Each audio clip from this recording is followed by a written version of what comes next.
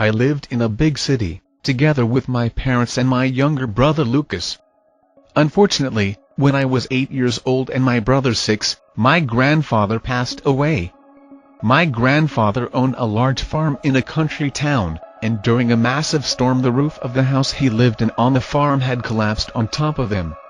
At the time my father worked in a car repair shop, but he was already fed up with that life. He gathered our things and we moved to my grandfather's farm. The farm was a huge property. It had 3 houses inside it, including my grandfather's house, which was now destroyed. The other houses were not in a very good condition, but they were in one piece. After some cleaning and painting, one of the houses became our home.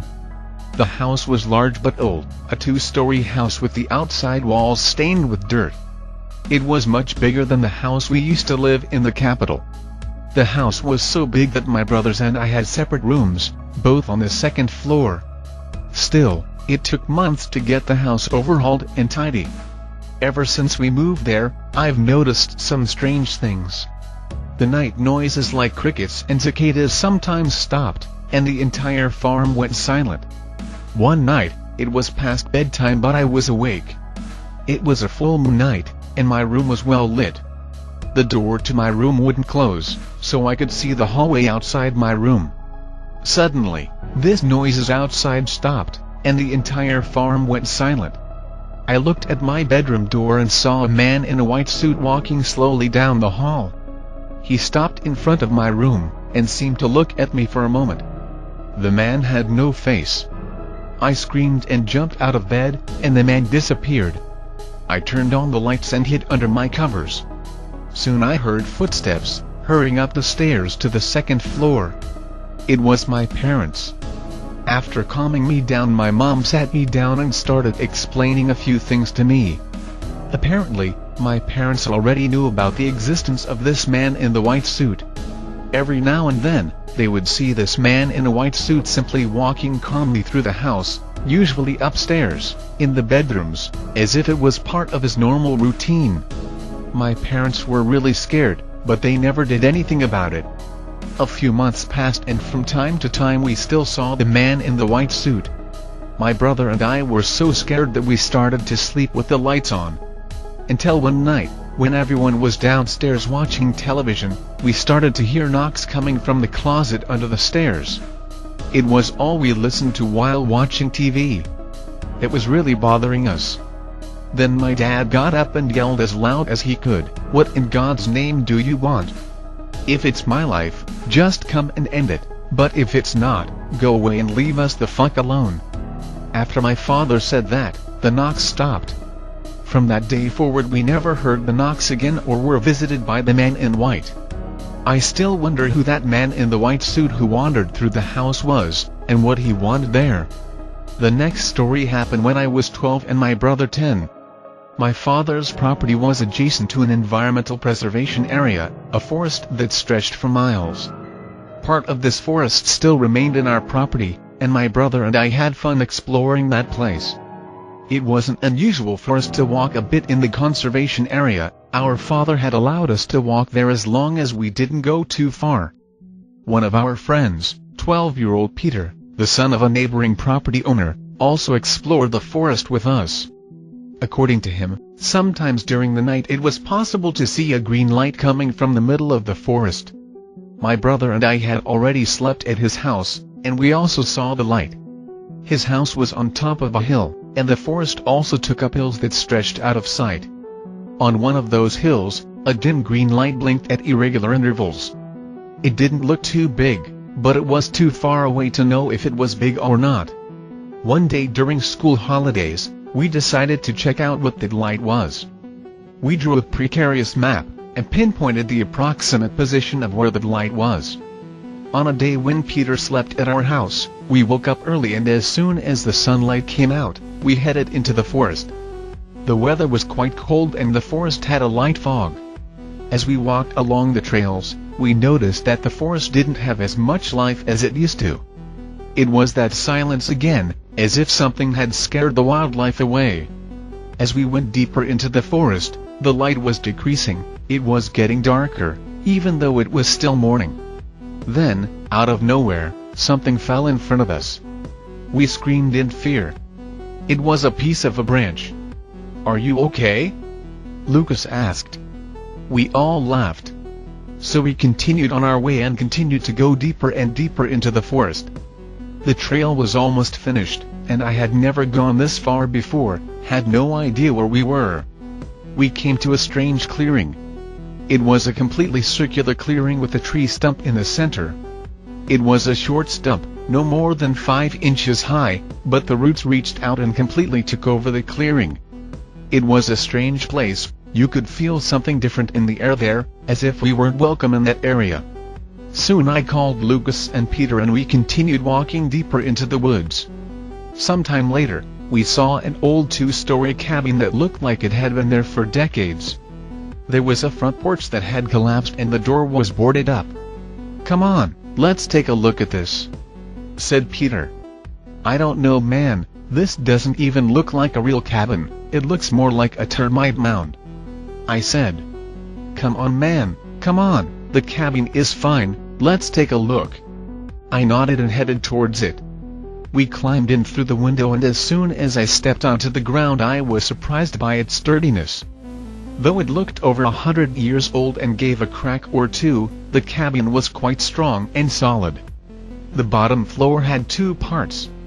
One appeared to be the kitchen and living room and had the walls covered in lime. The fireplace had long since collapsed, and the bricks were deteriorating. We went into the other room, and there was one spiral staircase on it, with the base cut off, only the top was left. "I wonder what's up there?" Lucas asked. "I don't know," I said. My curiosity piqued. "Let's take a look." I helped Lucas reach what was left of the stairs, and as soon as he climbed up, he pulled Peter and me up so we could take a look up there too. The top floor was a whole room. The air was very heavy, and it was difficult to breathe. There was an old mattress that looked like it had been left behind, and a dark hole in the wall, big enough for someone our size to crawl through. Suddenly we heard the noise of someone walking downstairs. "What was that?" Lucas asked. "I think someone is here." We didn't move, wondering what might be lurking down there in an abandoned cabin in the middle of a forest. So we all looked at the hole in the wall, and without a word we pointed at it. Lucas and Peter entered first, and then I went inside. Inside was a kind of smaller room. It was very small and narrow. It was hard to breathe in there, the air was humid and very stuffy, which didn't help with the terror we were already facing. While we were sitting there, we started to hear inexplicable sounds. First we heard whispers from several people downstairs. Over time the voice grew louder and sharper, as if what was down there wasn't human. We started to panic, wondering if we would make it out of the cabin alive. Then we started to hear the footsteps again, only this time they were heavier and seemed to come from the big room upstairs. At that moment the entire house began to shake, as if it were in an earthquake. We started screaming in terror at the possibility that something might enter where we were and catch us. But then the house stopped shaking until it was completely still again. The silence returned. The only thing we heard was the crackling that the house made sometimes. "I think it's gone," I said. "Let's get out of here." So I crawled out of the hole first. I got up and started dusting my clothes. "Jesus Christ! Let's get the fuck out of here!" Lucas yelled. He and Peter flew out of the hole. "What is it?" I asked. "There's something in there." "I saw it," Peter replied. My entire body trembled and I felt that all the hairs on my body stood up as terror gripped me once more. We jumped downstairs, and as soon as we got up from the fall we heard a loud thud from above. Then a shadowy figure appeared at the top of the stairs. It was a grotesque thing that seemed to have deformities all over its body. After a couple of seconds, we ran to the window and got out of the cabin as quickly as we could. As we ran for the trail, I glanced at the old cabin and saw a dark figure in the second-story window. The moment I looked at that thing, I felt sad and lonely, but I didn't think much about it until I got to the farm. "What happened to you guys?" my mom asked when she saw the dirt on our clothes. We then talked about the old cabin we had gone into to see what was inside, but we decided not to tell anything about what had happened there. To this day Lucas and I talk about what happened that Saturday morning.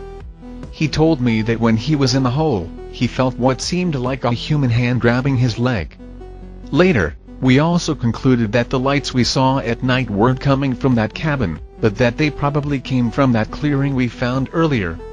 We didn't go that deep into the forest anymore, fearing whatever lurked in that area. The next story happened about 2 years later, when I was 14 years old. My brother and our friend Peter were playing in the garden, and I went downstairs to play with them. We ran outside for a while and then we got tired. There's a small forest that's on the other side of my father's property. It sprawls across other properties, and there's a train track that runs through it. But to find these tracks you have to go into the woods and walk a lot. They had been abandoned for a long time and no train passed there. We were so bored that we ended up going into the woods without telling our parents first. We were walking through the forest but we had never gone that far. I wanted to go home because I had homework to do, but the boys wanted to stay, so I ended up staying. That's when we found the train tracks. We kept walking and kept going, off the tracks and into the bushes. After a long time walking, we saw the forest opening up further on. I was happy thinking it was my house, but when we got close, it were the train tracks again. We thought it was weird, because we had just come out of it, but as we made some turns, we just thought we had gone in circles. Then we turned around and started walking again. After walking for a while, we came to a ravine that we hadn't seen before. My brother said that he knew where we were. He had already climbed that ravine a few times and we continued on. A few more minutes walking and we ended up returning to another point on the tracks. My brother looked both ways and walked a little farther. Lucas then said, "We're lost." We walked for about another hour following the tracks. That's when I started to hear a song playing. It was a wonderful song and it was made with a flute. It played and stopped. After a while, it played again. The first time I heard it, it was coming from my right. When I heard it again, it was to my right still, but farther away. I started following the song like it was pulling me to it, and Peter and Lucas came after me. We were still on the tracks when we heard someone walking in the bushes around us. We stopped walking and a few seconds later, we heard a long, unnatural whistle coming from behind us. We started running on the tracks, and we ran until we were tired. After a while the music came back, and this time it was coming from inside the forest, and, to continue following it, we would have to get off the rails. Peter tried to hold me back by saying that we would get even more lost if we continued to follow the music, and that it was dangerous because we didn't even know who was playing that flute. The music had stopped playing and we stood there, looking into the woods at the place where we had last heard it. I heard the sound of someone walking behind us in the woods, followed by that same unnatural whistle. The song played again in front of us, as if it were warning us that something was behind us. I didn't think twice and ran towards the music. We walked for a few more hours in the woods, listening to that flute play, not a continuous song, but some melodies. It played and stopped, sometimes making us change directions. It didn't seem to be very far away, but we couldn't see where the sound was coming from. We didn't see anyone else in the middle of the forest. We didn't hear anyone's footsteps, which is very difficult not to hear if there was someone else there in the middle of the forest with us. After walking for a while, at dusk, I saw a building and the road. We ran out of the woods. It was a shopping district in the city, where there was a bakery, some shops and some restaurants. This place was a few kilometers away from my house. And that was the end of that nightmare. To this day I don't know who or what was playing the flute and what it was that could be following us in the forest. I don't know if they were good or evil spirits, or maybe both, deep in the forest. I went back there a few times after what happened, but I never heard the sound of that flute playing, and I didn't get lost either. And none of us understood how we got lost. The path from my house to the tracks seems to be so simple now. Personally, I believe something wanted us to get lost. The last relevant story happened when I was 16 years old. It all started one night when I had a dream. I dreamed of that clearing and that tree stump we had seen years before. In this dream I kept thinking, I need to wake up, I need to wake up. The next day I had the same dream. And the next night again. At that time, I was focused on my studies, and I was studying to be a biologist. All this focus was because of my parents' marriage crisis. The fights were constant, and it affected our family to the point that Lucas went to live with an aunt of ours because he couldn't stand that house anymore. The dreams continued for 2 weeks. One day Peter came to the house and we talked. I told him that I was having the same dream every night, and that I couldn't take it anymore.